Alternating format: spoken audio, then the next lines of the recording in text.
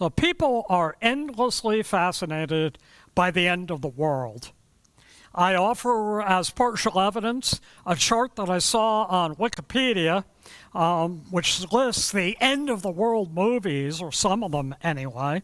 The earliest entry is from 1933, a movie called Deluge, about surviving a worldwide series of natural disasters. The Cold War of the 1960s was a fertile time for nuclear Holocaust movies, most notably Stanley Kubrick's blackly satirical Dr. Strangelove, or How I Learned to Stop Worrying and Love the Bomb. It was about the madness of mutually assured destruction.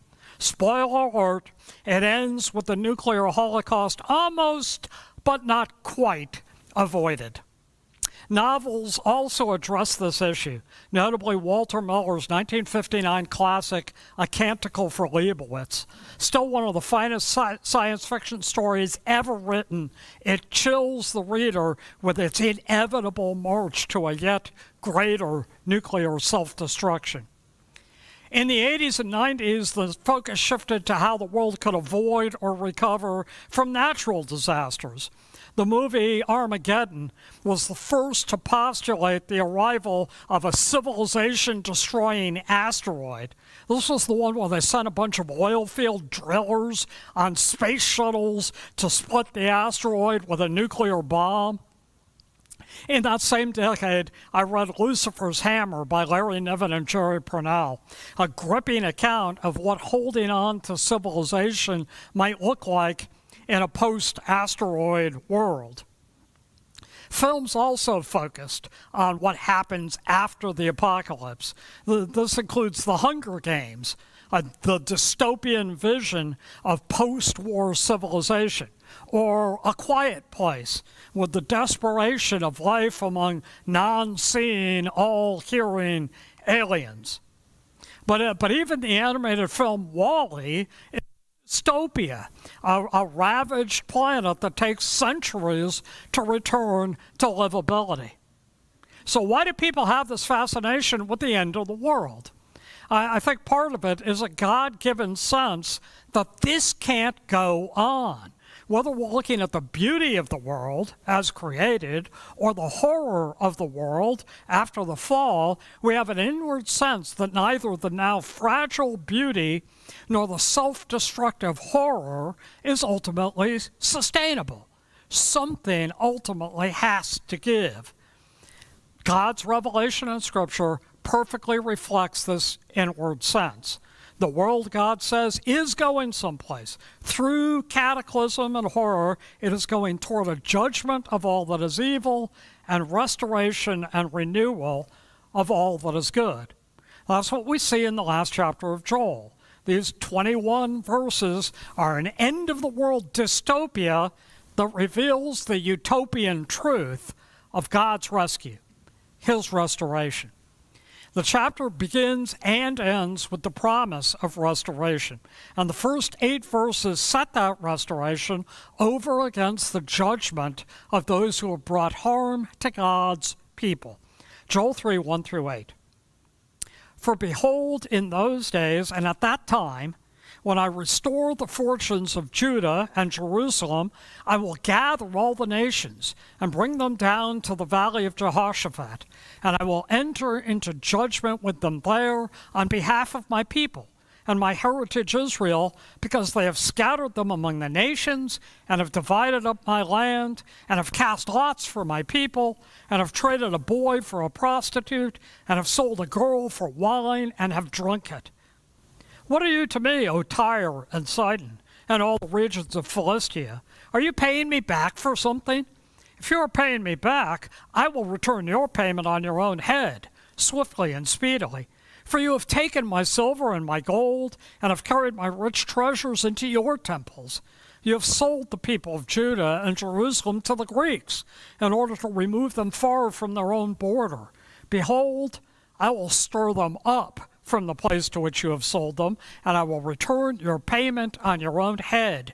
I will sell your sons and daughters into the hands of the people of Judah, and they will sell them to the Sabaeans, to a nation far away, for the Lord has spoken. Verses 1 and 2 establish the main points. For behold, in those days and at that time, I will restore the fortunes of Judah and Jerusalem. The chapter looks forward to that restoration and into the day of the Lord, but in the context of this day, for Joel's readers, that generation of God's people, and our generation of God's people, and all the generations in between, have the promise of God's good justice on our behalf.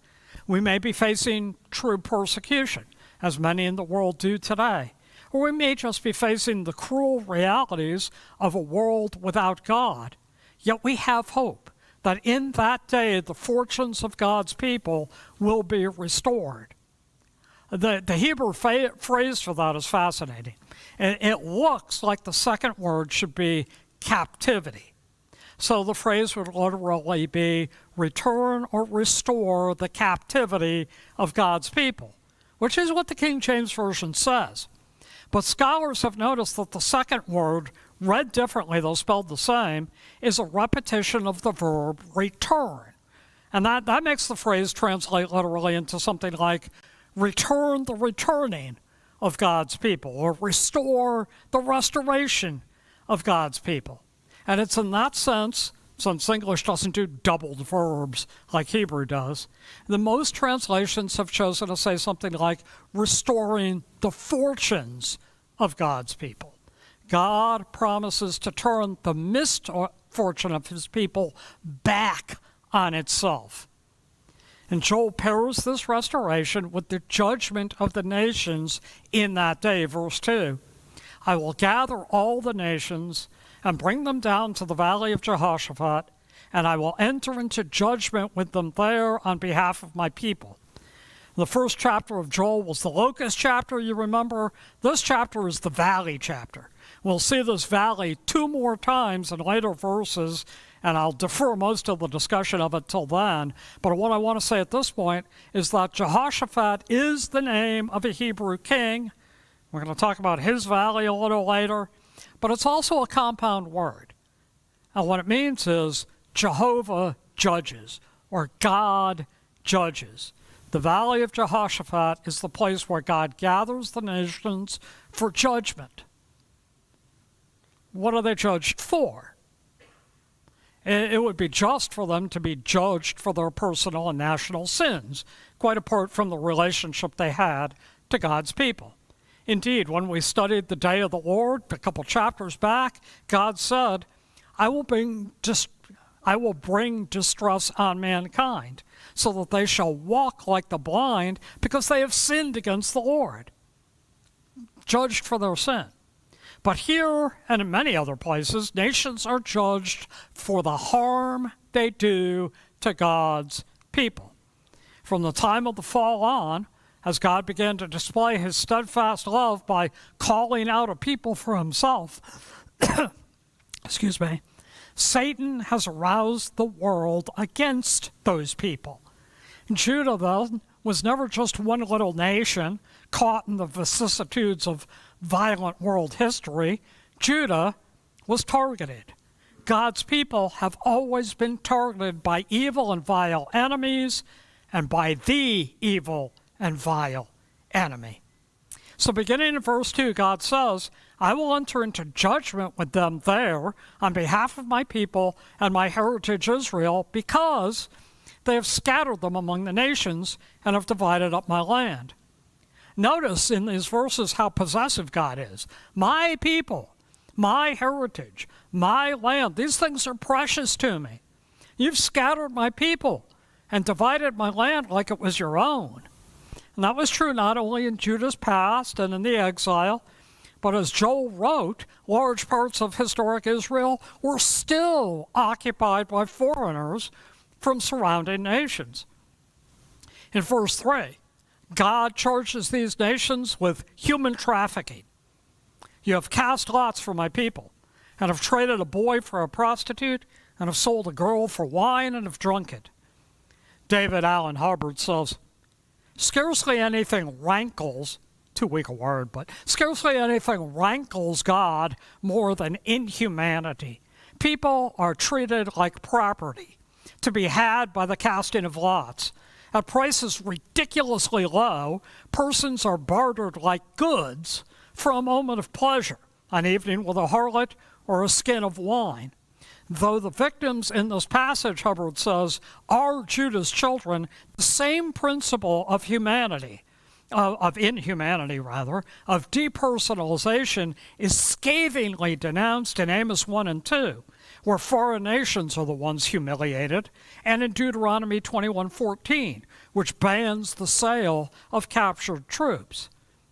I've often said that Satan's great tool for oppression and genocide is the dehumanization of God's image bearers. It's happened to the Jews all through history, most horrifically in the Holocaust, but it has happened to many nations and races over and over.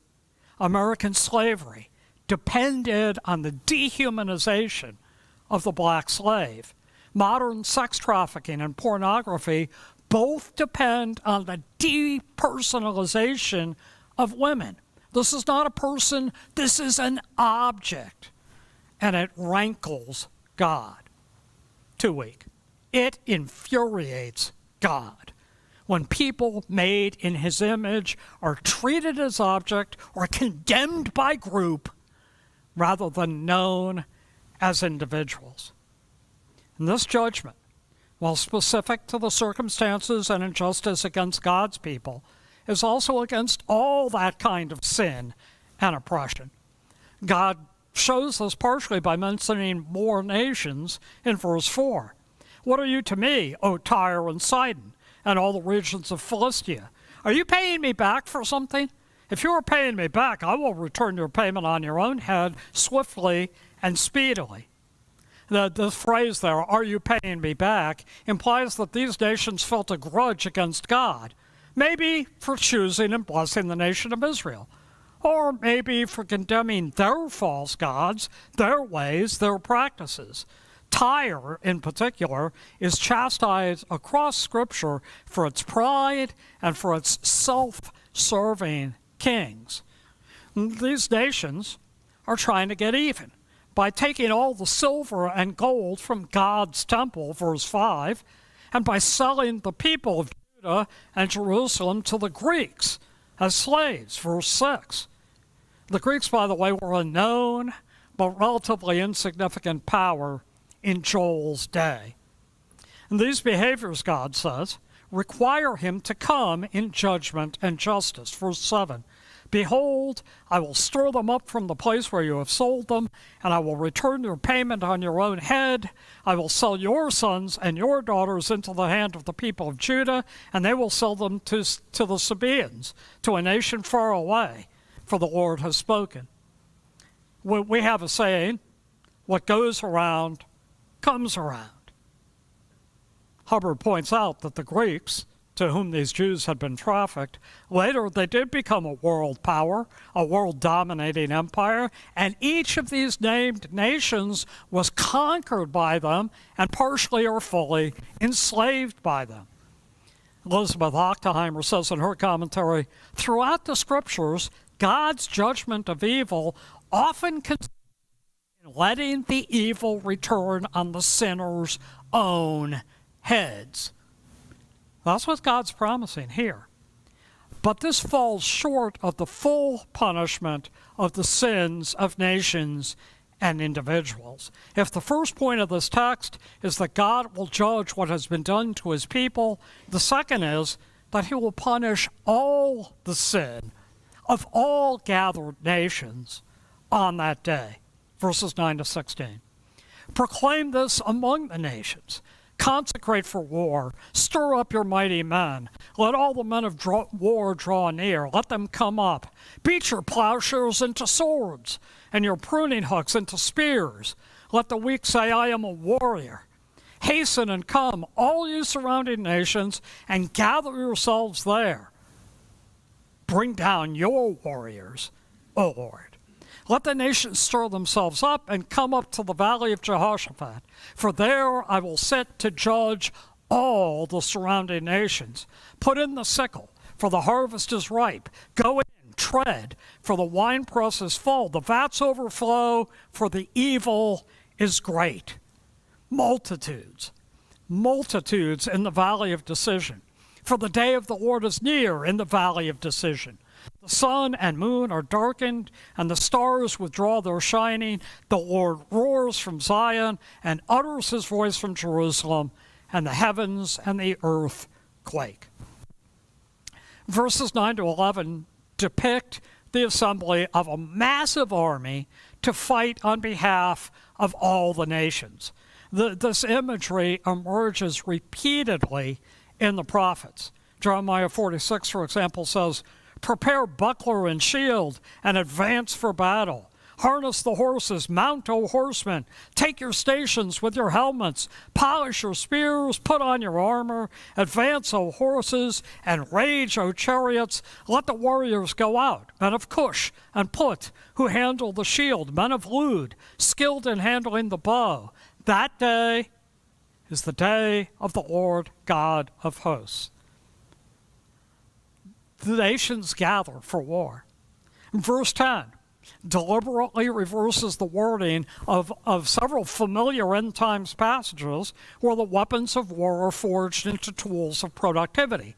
Isaiah 2:4, "He shall judge between the nations and shall decide disputes for many peoples, and they shall beat their swords into plowshares and their spears into pruning hooks.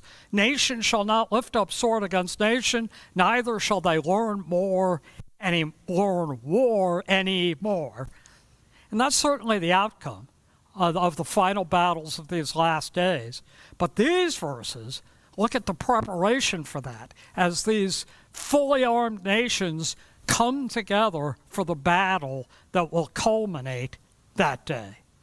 God wants the nations to finally learn the futility of warring against him. And the last phrase of verse 11 implies that once these nations are gathered, God shows up with his army, his warriors, countless in number. To what can we compare this? It's the reverse of that moment in The Lord of the Rings, where the Black Gate opens and the armies of Mordor take the field against the remnant army of Gondor and Rohan. Instead of the good guys being outnumbered and overwhelmed, the heavenly host of God probably overmatches the armies of all the nations. And verse 12 tells us again that the place these hosts gather is the valley of Jehoshaphat. What is this valley? It is, first of all, the place where God will sit to judge all the surrounding nations. Notice the sit. The armies of the nations gather in all their numbers. The host of heaven, uncountable, shows up, but God sits to judge. This will not be a battle in the traditional sense. It will simply be God's judgment. Well, what image can we use for this? It's like an army of ants going out to fight a dam. The ants may come up in force, but when the dam breaks, they're wiped out in an instant. This is the justice of God. When the final judgment of God on sin takes place, it will not be a contest, for no combination of nations can stand against the Lord. This is why our worship theme this morning is focused on the greatness and might of God, because he is incomparably great. Verse 14, the valley of Jehoshaphat is called the valley of decision. Jehoshaphat is God judges. Decision is God renders verdict. Two views of the same epic, God-powerful moment. So this doesn't mean that the king, Jehoshaphat, is completely out of the picture here. You've heard his story before. While Jehoshaphat was king of Judah, Jerusalem was besieged by a multitude of enemies from the surrounding countries. In 2 Chronicles 20, Jehoshaphat prays a great prayer of faith, which ends with the classic line, "We don't know what to do, but our eyes are on you." He was overwhelmed but trusting God. And then a prophet of God stands up and he says, "Do not be afraid and do not be dismayed at this great horde, for the battle is not yours but God's. You will not need to fight in this battle. Stand firm, hold your position, and see the salvation of the Lord." And so Jehoshaphat and the army and the singers and the worshipers all go out, but it's only to witness God's effortless victory in a valley that Jehoshaphat renamed Barakah, or blessing. This is where God blessed. It's the same in this greater battle. In the same way, the Lord will come and effortlessly judge the combined armies, the combined evil of the world. Verse 13, "Put in the sickle, for the harvest is ripe. Go in and tread, for the winepress is full, the vats overflow, for their evil is great. Like a rich harvest ready to be reaped, like the grapes of a fertile vineyard ready to be gathered, so is the abundant and full-grown sin of the nations, and the Lord himself will harvest it." Multitudes in the valley of decision. For the day of the Lord is near in the valley of decision. This is the great battle, which is no battle at all because of God's greatness.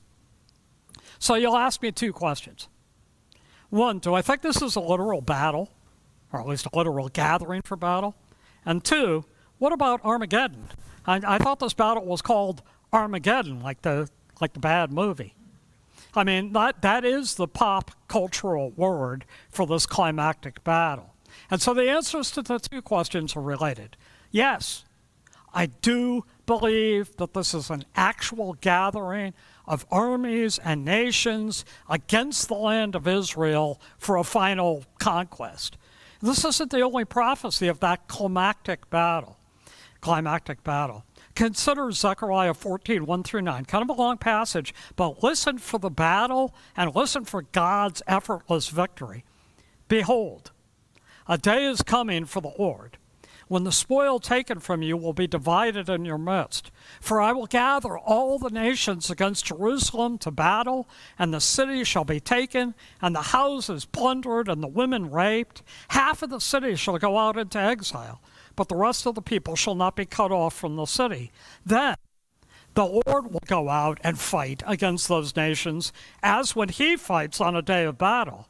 On that day his feet shall stand on the Mount of Olives that lies before Jerusalem on the east, and the Mount of Olives shall be split in two from east to west by a very wide valley, so that one half of the mount shall move northward and the other half southward. And ye shall flee to the valley of my mountains, for the valley of the mountains shall reach to Azal. You shall flee as you fled from the earthquake in the days of Uzziah king of Judah.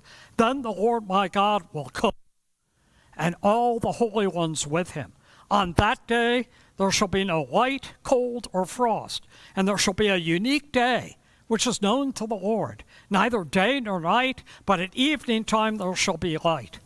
On that day living waters shall flow out from Jerusalem, half of them to the eastern sea, and half of them to the western sea. It shall continue in summer as in winter, and the Lord shall be king over all the earth. On that day the Lord will be one, and his name will be one. So we don't have time to unpack that. But clearly, it's the same day. It's the day of the Lord. It's the day of victory. And it's the day that Jesus returns to stand on the Mount of Olives. It's a future victory. There are real armies threatening God's people. There are real consequences here of effortless judgment and blessing. I do believe that battle, God's effortless victory through Jesus, happens. What about Armageddon? I think it's the same battle. In Revelation 6, people disagree with me, but I think it's the same battle. In Revelation 16, the sixth bowl of God's judgment is poured out on the great river Euphrates, and its water was dried up to prepare the way for the kings from the east, this gathering of nations. And I saw coming out of the mouth of the dragon, and out of the mouth of the beast, out out of the mouth of the false prophets, these key figures of evil in Revelation, I saw coming out 3 unclean spirits like frogs, for they are demonic spirits performing signs who go abroad to the kings of the whole world to assemble them for battle on the great day of God the Almighty. And they assembled them at the place that in Hebrew is called Armageddon. Armageddon is a place. It's actually the valley of Megiddo, also known as the valley of Jezreel, where many pivotal battles of ancient history were fought. I suspect the 3 valleys, 2 named symbolically and 1 named literally, are the same valley. The valley of Jehoshaphat is the valley of decision, is the valley of Megiddo. In Revelation, when the last bowl is poured out, just as in Joel, we see a battle, not a battle, but an effortless victory. Revelation 16:17. The 7th angel poured out his bowl into the air, and a loud voice came out of the temple from the throne saying, "It is done." And there were flashes of lightning, rumblings, peals of thunder, and a great earthquake such as there had never been since man was on the earth. So great was that earthquake. The great city was split into 3 parts, and the cities of the nations fell, and God remembered Babylon the Great to make her drain the cup of the wine of the fury of his wrath. And the rest of Revelation celebrates that victory and tells of the reign of Christ on earth until an even greater battle and an apparently even more effortless victory ushers in the new heavens and the new earth, our eternal home. This is what Joel was looking far forward to see in chapter 3. In that day, God will execute justice for what has been done to his people. He will judge the gathered nations that seek to destroy his people. And finally, God will restore his gathered people. Verses 17 to 21. But actually, I have to start at the end of verse 16 because whatever medieval monk split this thing up got the verse not very well done. So in the middle of verse 15, but the Lord is a refuge to his people, a stronghold to the people of Israel. So you shall know that I am the Lord your God, who dwells in Zion, my holy mountain. And Jerusalem shall be holy, and strangers shall never again pass through it. In that day the mountains shall drip sweet wine, and the hills shall flow with milk, and all the stream beds of Judah shall flow with water, and a fountain shall come forth from the house of the Lord, and water the valley of Shittim. Egypt shall become a desolation, and Edom a desolate wilderness, for the violence done to the people of Judah, because they have shed innocent blood in their lands. But Judah shall be inhabited forever, and Jerusalem to all generations. I will avenge their blood, blood I have not avenged, for the Lord dwells in Zion. The Lord is a refuge to his people, a stronghold to the people of Israel. This is another but God, as we saw in chapter 2. The Lord comes to judge, but out of his grace and steadfast love, he comes as a refuge to his people, a stronghold to which they can run. And the result for them is a sure knowledge of God. You shall know that I am the Lord your God who dwells in Zion, my holy mountain. You know what I consider the key idea of the scriptures. You shall be my people, and I will be your God, and I will dwell with you. This is the outcome on that day. The blessings of abundance and provision named in chapter 2 will now be poured out. In that day, the mountains shall drip sweet wine, and the hills shall flow with milk, and all the stream beds of Judah shall flow with water, and a fountain shall come forth from the house of the Lord and water the valley of Shittim. That's another valley on the other side of the Jordan River, far from Jerusalem, but watered in this imagery by the Lord's presence. Israel's traditional enemies, Egypt and Edom, will become desolate. And again, this is proportional justice. Both these nations did violence to the people of Israel and shed innocent blood, and the Lord had never executed justice on them. But now he avenges this blood. He comes to dwell in Zion and to restore his people to Judah and Jerusalem. And again, I believe that the primary fulfillment of this chapter is in the millennial reign, or just before, the millennial reign of Christ on earth, when he comes, and when all the promises to Israel made in faith by a faithful God will be fulfilled for God's people. But I believe the millennium itself will only be a foreshadowing of the eternal goodness that we will experience in the new heavens and the new earth of Revelation 21. So what have we said? There's a day coming when God will judge sin. All the injustice, oppression, and hurt that are the tragic result of humankind's fallen condition will finally reap what has been sown, and justice will be done to the oppressors. This is not only true in the case of slavery and human trafficking, which Joel uses as his primary example in this chapter, but it will be true of all the injustice, all the misery, all the wrong, and all the hurt that has been inflicted on people since the fall of man. And yes, with a special emphasis on the wrongs done to God's people. In that day, after judgment, will come restoration. The God of mercy, grace, and steadfast love will relent of judgment against any judgment-deserving sinner who has turned from sin and cried out to him.